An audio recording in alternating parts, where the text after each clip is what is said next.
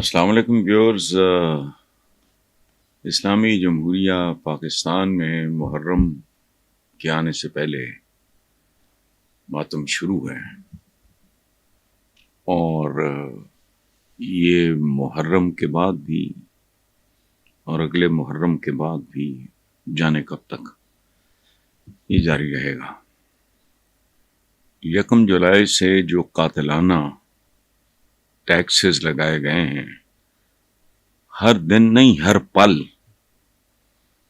ان taxes کی آنچ اور ان کا زہریلا پن عوام کو محسوس ہوگا.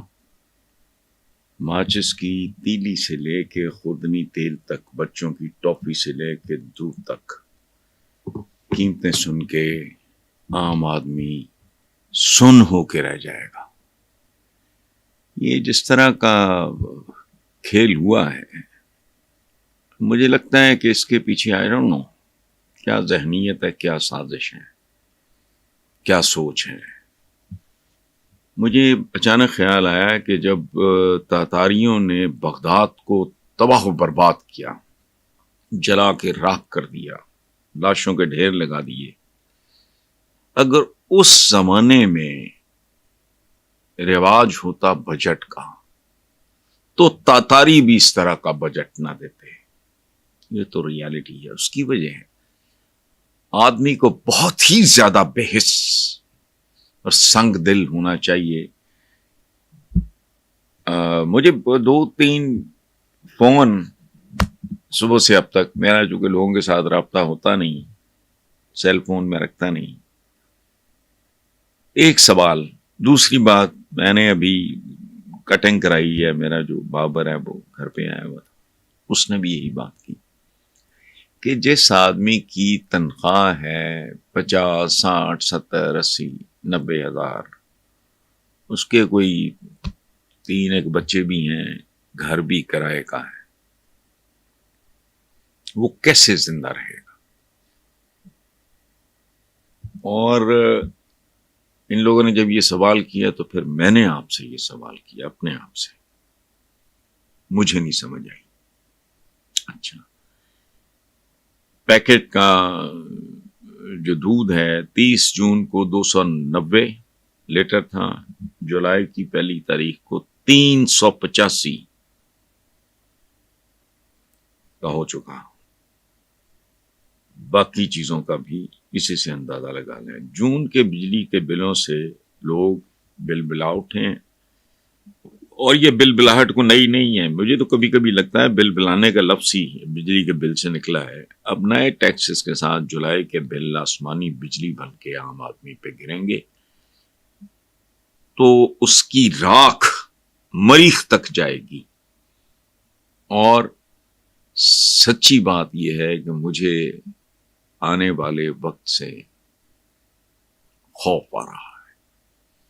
سیچوریشن، وہ جو محاورے، ان کے پیچھے صدیوں کی وزڈم ہوتی ہے. وہ آپ نے تو نہیں بنایا، میں نے نہیں بنایا، انسانی تجربات نے.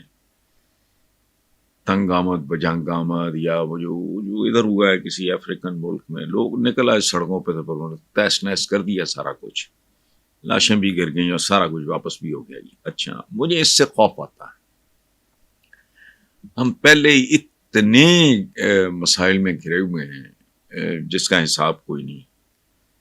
تو اب صورتحال یہ ہے کہ ایک گیس ہے کہ 200 یا اس سے 2, 4, 10 یونٹ زیادہ پر بجلی بل 35 سے 40 ہزار روپے ہوگا.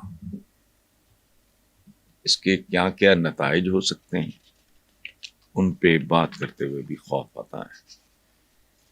مجھے آج کل مرحوم قتیل شفائی، میرا ان کے ساتھ بڑا اچھا تعلق تھا، بہت اچھا. وہ مجھے یاد آ رہے ہیں. انہوں نے ایک شعر لکھا تھا، اور اس زمانے میں لکھا تھا جب زندگی آسان تھی، آج تو جہنم بن گئی ہے. اس وقت آج کی نسبت تو سمجھیں عیاشی تھی. اس وقت قتیل صاحب نے ایک شعر لکھا تھا، دنیا میں قتیل اس سا منافق نہیں دیکھا، جو ظلم تو سہتا ہے بغاوت نہیں کرتا. تو یہ اسی طرح کا بغاوتی قسم کا بجٹ ہے.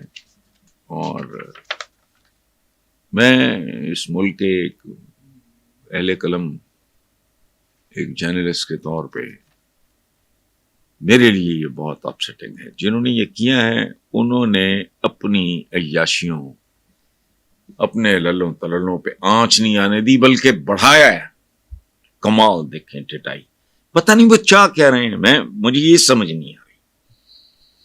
ان پہ لعنت ملامت گالی گلوچ سارا کچھ جاری ہے، لیکن اس سے بڑھ کے وہ اور کیا چاہ رہے ہیں اب کہ کیا ہو.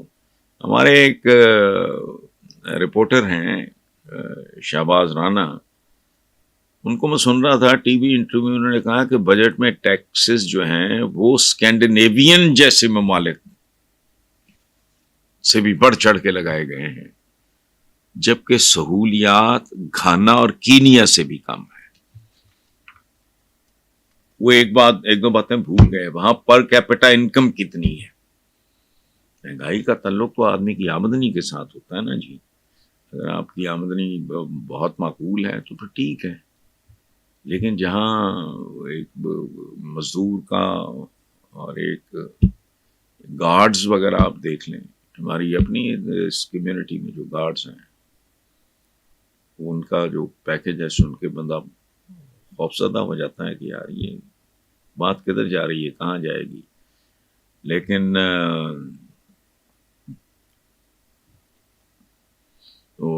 سینٹ سے لے کے قومی اسمبلی، کیڑی قوم تھے کیڑی اسمبلی اور کردے کی نے، لیکن کس بھاؤ پڑ رہے ہیں. اچھا، اور سابق وزیر اعظم شاہد خاقان عباسی اور مفتاح اسماعیل، انہوں نے بھی اس پہ لعنت بھیجی ہے، تبرہ بھیجا ہے. اور ساتھ ایک بات انہوں نے کی ہے اور وہ درست ہے، وہ میں پہلے بھی کئی بار کر چکا ہوں کہ IMF کو دوش نہ دیں. یہ یاد رکھیں، وہ یہی کہتے ہیں کہ جو بہت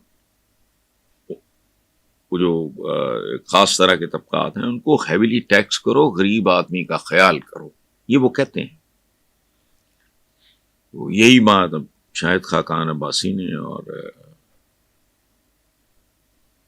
ایک عجیب و غریب واردات ہے جس کی مجھے سمجھ نہیں آتی، آپ کے ساتھ شیئر کرتا ہوں. اگر آپ کو سمجھ آئے تو مجھے بتا دیں کہ IMF نے تو یہ نہیں کہا کہ 500 سے 600 ارب ترقیاتی فنڈز کے نام پہ MNAs اور MPs کو بانٹ دو. اسی کے لیے تو آتے ہیں، وہ عام آدمی کا کوئی دکھ درد بانٹنے کے لیے یا اسے کم کرنے کے لیے آتے ہیں.